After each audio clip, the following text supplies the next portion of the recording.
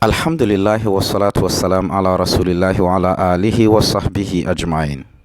Enuanom agidifo edin kan yede aseda eni awieye ebema otumfo nyankopon okese ne shira nadom na humobro enka komsheni Muhammad sallallahu ala alihi wa sallam ne fifo ne chidifo ne yerenom ene ne sahabanom ene akomhyefo mpempem a otumfo nyankopon esoma omo eba asase sunyinara ene omo a ombekuta okese na no asem ede akosi atemwada otumfo nyankopon ne shira nadom na humobro enka yinara enuanom agidifo ene so yetoa yenkomo ne so efa no names of the day of judgment yeguswa ewo de etoso 9, that is Yawmul Ba'th, the day of resurrection or restoration.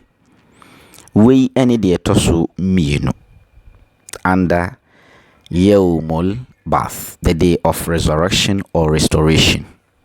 Eda otumfuo nyankopon ebesan so abo enuoma nyinara obenyane adasamba nyinara obesan so aboye nyina foforo. Allahu akbar. Otumfuo nyankopon ahye yembo na ne bohye eye nokore inkontompo biara endim nti wamma yemfanto ho se yentwa yani na yenhwe asase no sede awia boso a na eso mfuye ndobaye ene nneoma nyinara awu ewoso nanso se nsuo sane fi soro ebegu fomo a na asase no asanso ayeden restore na nneoma no a awu no na asanso afifi sana menu mienu yewu sore no ebe yebewu yebesie yen ye honam no ebe pro ewa asase ni mu nanso otumfuo nyankopon ahye yen bose obenya yen wama yen fanto ho bebre nti Quranic verse a medi dinkan ewo program we so Surah 39 chapter 27 otumfuo nyankopon se وَلَقَدْ ضَرَبْنَا لِلنَّاسِ فِي هَذَا الْقُرْآنِ مِنْ كُلِّ مَثَلٍ لَعَلَّهُمْ يَتَذَكَّرُونَ. Otumfuo nyankopon se nokure se yamma nipa dasani emfanto ho bebre ewo Qur'an wei mu sede ebeya yebedwene ana yebekai ne yehu se ampa asamu a otumfuo nyankopon aka no nokure. Mom yanko hadith mu ewo komsheni Muhammad sallallahu alaihi wasallam ne nkasaye mu in Sahih Muslim hadith number 1007 ubetumi ya hadith nso wa Sahihul Jami' komsheni se innahu khuliqa kullu insanin min bani adam ala 60 wa 300 mafsilin.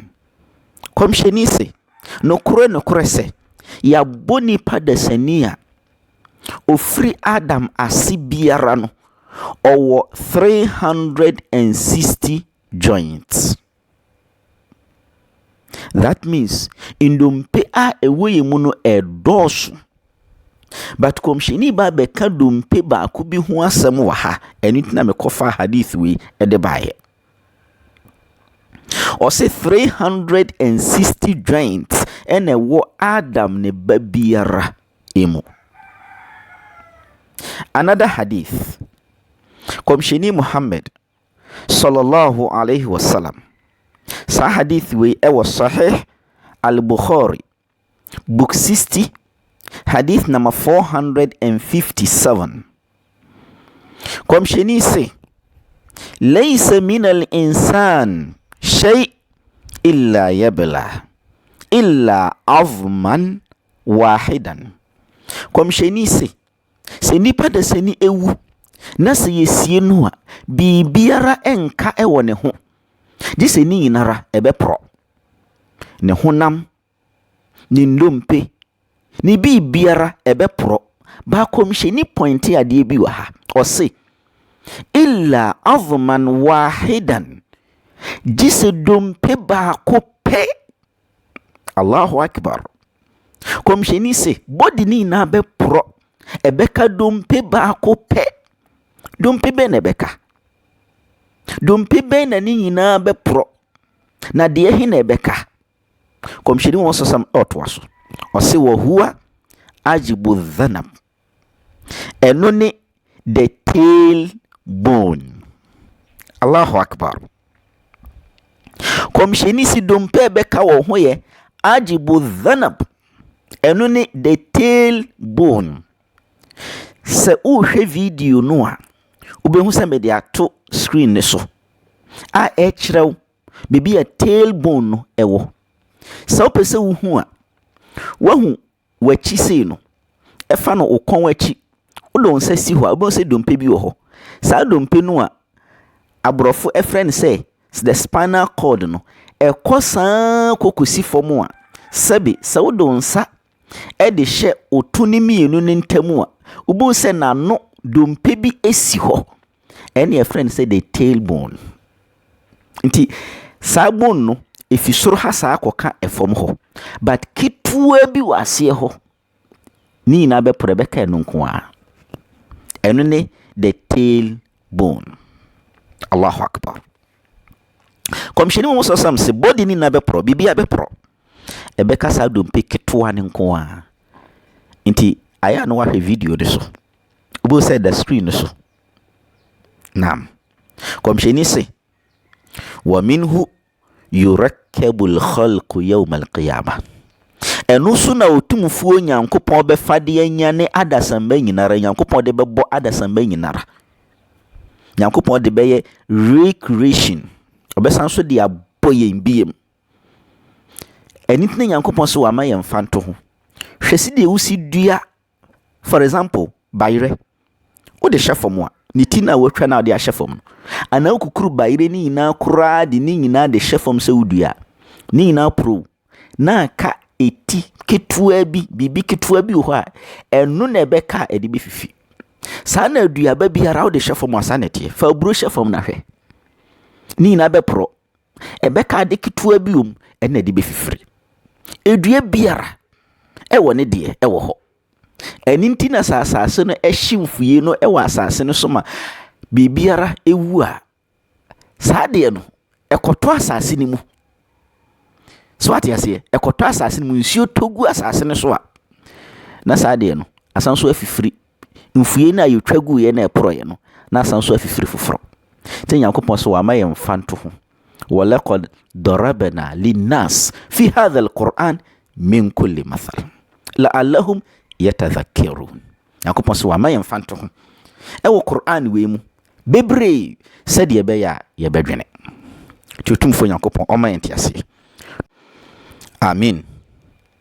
Enuanu magidifo me de another hadith e de kire asem we mu further ebi aka hadith we ewo Sahih Muslim hadith number 2955. Ubenya hadith nuso Sunan Abi Daud hadith number 4743. So ukuta English version edihwehwa ubenya no book 42 hadith number 148. Sanso na ubenya no Sahih Al-Jami hadith number 4508. Ubenya hadith nuso Sahih An-Nasa'i hadith number 2076. Komshini sanso ka sembi ha and so very very important. Or say kullu ibn adam ya'kuluhu turab illa ajiba dhanab. Komshini wa sallallahu alaihi wasallam say Adam ne babiara so wu a asase ne bedi ne honam nyinara. Meaning asase ne be pro ne honam ne dompe ene ne bibia illa ajiba dhanab, jise ni dua dompe no, the tailbone. Bro for friend say ana scientist for friend say the coccyx eno nko a ena ebeka. Nti ha Komsheni sanso kan se be very very important and beshada aye no special video e de aba. Komsheni se minhu khuliqa emu ene ye bo no wa fihi yurakkabu na emu nso no tumfuo Nyankopɔ besanso de abɔ ne bi. Meaning dompini na be pro bibia be pro ebeka sa tailbone no the coccyx eno nko an ebeka na eno na otumfuo Nyankopɔn ebesanso e de abɔ minu mienu ebiem. Inti yɛmfa another hadith for further explanation. Allahu Akbar. Wawa. Wallahi wawa. Hadith we ewo Sahih Muslim. Hadith number 2955. That is book 54. Hadith number 177. And Abi Hurairah radiyallahu an قال رسول الله صلى الله عليه وسلم. Komshini Muhammad sallallahu alaihi wasallam say sisi wa be kire yen kwenye be fa Nyankopɔ be nyane yen tie o say ma bayna nafkhatayn 40. Komshini say between the two blowing of the trumpet no 40, meaning trumpet no ye be bomu impremienu ye be bo first one ebe koso obi amana lose ne life, that is omo ho sabre ni mu no. The second one ene ye bebo autumfo Nyankopɔn obope anase ye bomu a na obiara ejina asase ne so. Allahu Akbar. But komsheni si between the first blowing and the second one no komsheni si 40. Qalu ya Aba Huraira. Amanfo ana Abu Huraira kasa hadith we di acha mu bisa ne se 40 yawman 40 days ana. Qala abait. Abu Huraira wankasom or rejected wankasom. Qalu 40 shahran ebeye 40 month ana bosum bako 40 ana. Qala abait. Abu Huraira wankasom. Qalu 40 sana ebeye 40 years ana. Abu Huraira wankasom. Swati asiye inti ya hani yenim say 40 days between the first blowing of the trumpet and the second blowing of the trumpet. Between no komsheni say 40. Are there 40 days? 40 month? 40 years? We don't know. Ehunim die wo tumfo Nyankopɔn kwanchen because komsheni anchire mu intina amanfo ni bisa Abu Huraira nso aye den anchire ehona mfanchire mu. Ba komsheni say 40. It bit me 40 days or bit me 40 month, I bit me 40 years. Allahu subhanahu wa ta'ala a'lam. Nyankopɔn kwa ndonim. Yanto aso. O say komsheni say thumma yunzilu Allahu minas samai ma'an. No tumfuo Nyankopɔn ebe sani nsuo. That is after the first blowing na ebeju bia ne nkwa efri ne nsam no. Before ebe blow the second one no, otumfuo Nyankopɔn beto nsuo ababegu asase so. Fayambutuna kama yambutul baqlu. Na otumfuo Nyankopɔn sani ensuo no a ebegu asase so na se ye bo the second trumpet no a komsheni se ye nyinara ye be fifiri afiri asase ni mote sede ndobaye ana nduaba ye dua sede esi efifire no. Allahu Akbar. Allahu Akbar. Oni awutie mi gidie ni awutie mu hati asema komsheni ka twa wani na hwe ndobaye no because Nyankopɔn so wama ye mfanto yenhwe na nipa de se ne ye behu sa nneoma we nyinara ekoso ewo ye ni so ne asanso agina ho abie ya no aka se nti yewu ana asa wallahi yewu ana ensaye enitina so tumfo Nyankopɔn so oka owusore ne ho asem biara no de abata endobaye se de osi tonsuo ebegu asase ne so na afifiri enuoma no. Example, let me read Quran chapter 50 verse 9 to 11. Otumfo Nyankopɔn se wa nazzalna minas samaa'i ma'an mubarakan fa'anbatna bihi jannatin wa habbal hasid. والنخل باسقات لها طلع نضيد رزقا للعباد وأحيينا به بلدة ميتا كذلك الخروج. wɔn de wɔtumfoɔ nyankopɔn de owusɔre de abata asɛm wei so ɔne nyankopɔn no sane nsuo de bɛgu asase yi so, nsuo a ɛyɛ mubarakan, ɛyɛ nhyira, na sɛ bɛgu asase no so a na afifi ndɔbaeɛ ahodoɔ, fruit ahodoɔ, nduane ahodoɔ bobɔ odin wɔ ha de ama yɛn. ɛyɛ nduane de ma ɔno nyankopɔn ne nkoa, rizqan lil ibad. owie no sɛ wa ahyayna bihi baldatan maita, nsuo no ɛnyane asase no a awu no ɛma nnɔbaeɛ no nyinaa ɛfifiri epiepie ɛwɔ mu a nyankopɔn sɛ kadhalika alkhuruj, saa ɛna owusɔre no nso ɛbɛyɛ. saa na nipa da sɛ ni uwu ne nyankopɔn ba bɛnyane wɔ asaa so na ɛbɛyɛ. Allahu akbar, Allahu akbar. Baabi nso Quran chapter 22 verse 5 otumfo nyankopɔn se wataral arda hamida فإذا أنزلنا عليها الماء اهتزت وربت وأنبتت من كل زوج بهيج ذلك بأن الله هو الحق وأنه يحيي الموتى وأنه على كل شيء قدير وأن الساعة آتية لا ريب فيها وأن الله يبعث من في القبور. كواني نهي القرآن chapter 35 verse 9 أصي والله الذي أرسل الرياح فتثير سحابا فسقناه إلى بلد ميت فأحيينا به الأرض بعد موتها كذلك النشور.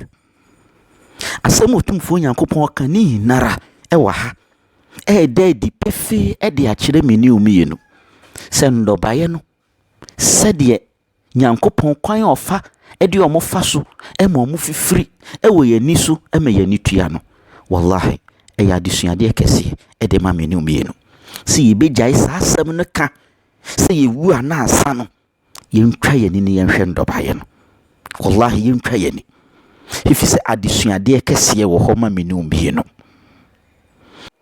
Enti yɛnsuadeɛ menyɛ te sɛ nkurɔfoɔ na ɔmo tena wiase na ɔmo gye ɔmo anim ama wiase daadaa ɔmo na asɛm ɔmo ka ne sɛ yɛwu a na asa. wo sɛ Quran deɛ ɔbɔ yɛn story otumi ma yɛ atemu ada deɛ ɛbɛkɔ so nyinara.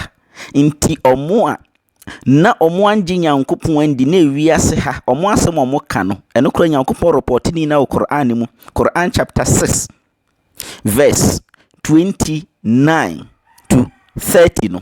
Ti asɛm otumfuo nyankopɔn kae. Otumfuo nyankopɔn sɛ saa nkurɔfoɔ abra na ɔmo wiase na asɛm ɔmo ka ne sɛ waqalu in hiya illa hayatuna dunya wa ma nahnu bimab'uthin. Na asɛm ɔmo ka ne sɛ abrabɔ deɛ ɛyɛ wiase ha nko a wu ana asa ɛnyɛ adeɛ a yɛbɛnyane yɛn obi ani hɔ yɛbɛnyane no wu ana asa ɛnyɛ saa na ɔmo kan dɛ saa na ɔmo ka. Ba otumfuo nyankopɔn verse 30 no nyankopɔn ka asɛm bi akyerɛ ɛdeɛ ɛbɛkɔ so deɛ ɛbɛto ɔmo atemu ada. Otumfuo nyankopɔn se walau tara idh wukifu ala rabbihim qala alaysa hadha bilhaq qalu bala wa rabbina qala fadhukul adhaba bima kuntum takfurun. Otumfo Nyankopɔn se senkeye mama wahu abra sankrofo we yedi omu begina otumfo Nyankopɔn anim wukifu ala rabbihim omu gina Nyankopɔn anim na Nyankopɔn bebiso omu se qala alaysa hadha bil haqq we enye nokorana enye nokora se mehye mu bose mu wu a mi otumfo Nyankopɔn me de edabi ato ho ambenya ne mu enye nokora ede asa no beka qalu bala wa rabbina omu se ani yedowu otumfo Nyankopɔn se ye nokora. But are you too late? Minua, are you too late? Otumfo Nyankopɔn bisa mo enye nokora omu se ye nokora atemu de be koso no omo mutena wiase agi omo nna omu se yewu anasa no Nyankopɔn bebisa omo enye nokora omu se ye nokora yedowu otumfo Nyankopɔn se ye nokora nanso nya de ebe ma omo kwa mo asan ba wiase. It is a